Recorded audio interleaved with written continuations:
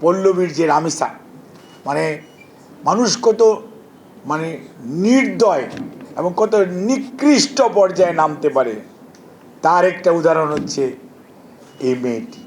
আজ আমরা তার আত্মার মাগফিরাত কামনা করি, তার পরিবারের পাশে আমরা সবাই থাকতে চাই এবং যে দোষী তাকে ধরা হয়েছে এবং তার যথাযথ বিচার এমন হওয়া উচিত যার কারণে যাতে দৃষ্টান্তটি আইন কখনোই নিজের হাতে তুলবে। একজন উচ্চারণ করেছেন মাইরা ফেলানো, this is too bad, this is too bad.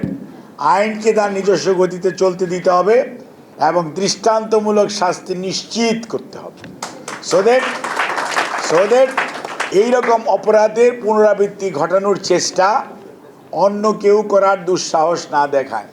আমি একটা উদাহরণ দিই আপনাদের কাছে।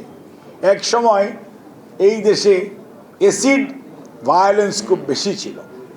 দেশনেত্রী বেগম খালেদা জিয়া যখন প্রাইম মিনিস্টার ছিলেন, প্রধানমন্ত্রী ছিলেন, তখন অ্যাসিড ভায়োলেন্সের বিরুদ্ধে উনি কিন্তু এই যে ডেথ সেন্টেন্সের যে প্রভিশন, এটা যখন আসলো, প্রথমে এটা জরিমানার পর্যায়ে ছিল এবং লাইফ সেন্টেন্স এরকম ছিল। গ্রাজুয়ালি যখন ডেথ সেন্টেন্স এটা আসলো, গ্রাজুয়ালি আপনি দেখেন, অর্থাৎ আইনের প্রতি মানুষের শ্রদ্ধা এবং ভয় দুটিই কাজ করলো। গ্রাজুয়ালি আজকে অ্যাসিড ভায়োলেন্সের পরিমাণ আলহামদুলিল্লাহ অনেক কমেছে, সমাজে অনেক কমেছে।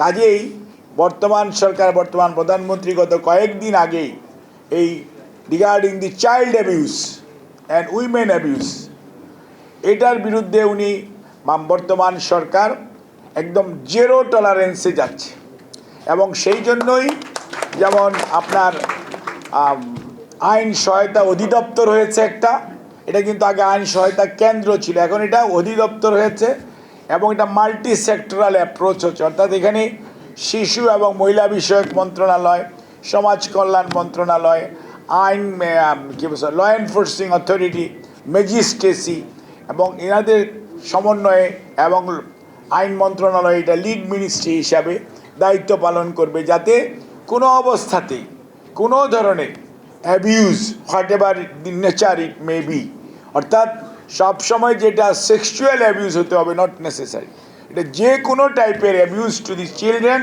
As well as to the female, কারণ দে আর দি মেজর পপুলেশন।